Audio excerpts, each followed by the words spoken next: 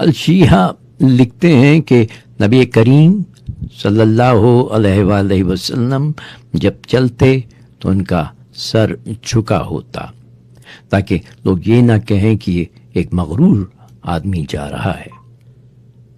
وہ ثابت قدم تھے، ہر پاؤں کو زمین سے واضح طور پر اٹھا کر چلتے۔ ان کی رفتار ایسی ہوتی تھی کہ بہت سے فٹ لوگ بھی ان کے ساتھ چلتے ہوئے تھک جاتے۔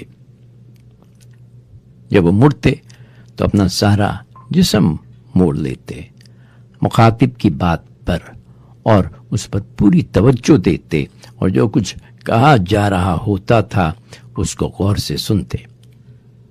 یعنی یہ نہیں کہ آپ ان سے بات کر رہے ہیں اور وہ ادھر ادھر دیکھ رہے ہیں۔ جب وہ اشارہ کرتے تو کھلے ہاتھ کا استعمال کرتے تاکہ بدتمیزی یا بدتہذیبی کا تاثر نہ ہو۔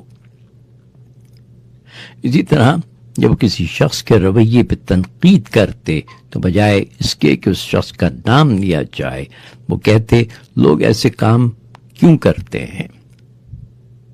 یعنی وہ کوشش کرتے کہ کسی کو پبلک میں شرمندہ نہ کریں۔